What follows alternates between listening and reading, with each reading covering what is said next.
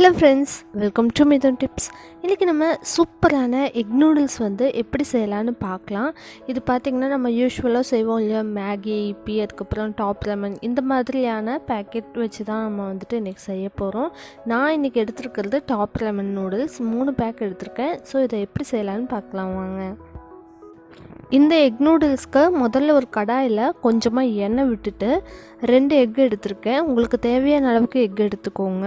3 பேக்கெட்டுக்கு இன்றைக்கி நான் 2 எக் எடுத்திருக்கேன். இதை தனியாக எண்ணெயில் நல்லா ஃப்ரை பண்ணி விட்டுக்கலாம். இது கூட நான் காரத்துக்கு பெப்பர் மட்டும்தான் சேர்த்திக்கிறேன். கொஞ்சமாக உப்பு ஆட் பண்ணிக்கோங்க. ஏன்னா இது நம்ம நூடுல்ஸ் செஞ்சதுக்கப்புறமா ஃபைனலாக தான் இந்த எக் அதில் ஆட் பண்ணிக்க போகிறோம்.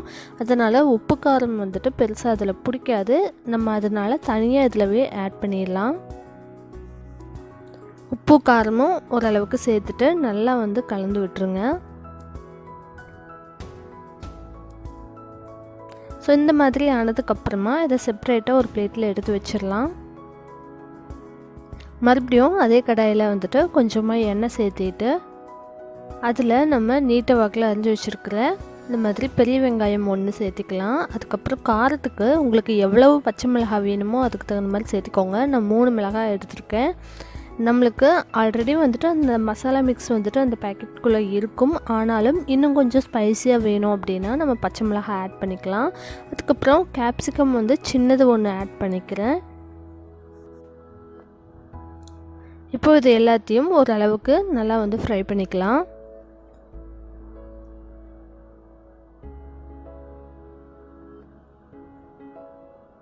இப்போ இந்த அளவுக்கு கலர் நல்லா சேஞ்ச் ஆயிடுச்சு. இதில் நான் ஒரு 1/2 தக்காளி மட்டும் சேர்த்திக்கிறேன். ஒரு முழு தக்காளி சேர்த்திக்கும் போது உங்களுக்கு புளிப்பு கொஞ்சம் அதிகமாயிரும். அதனால் பாதி அளவிலான தக்காளி மட்டும் நல்லா பொடியாக நறுக்கி இந்த மாதிரி சேர்த்திக்கோங்க.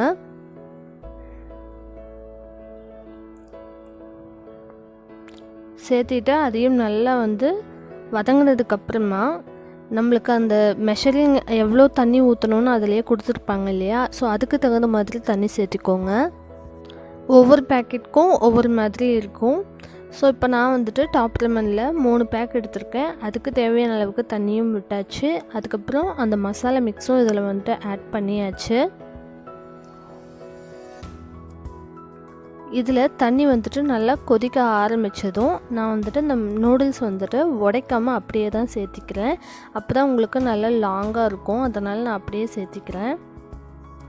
இல்லை நீங்கள் வேணும்னா உடச்சி கூட சேர்த்திக்கலாம். நம்ம இப்படி லாங்காக போடுறதுனால உங்களுக்கு அதிகமாக ஸ்டிக்கி ஆகாமல் இருக்கும்.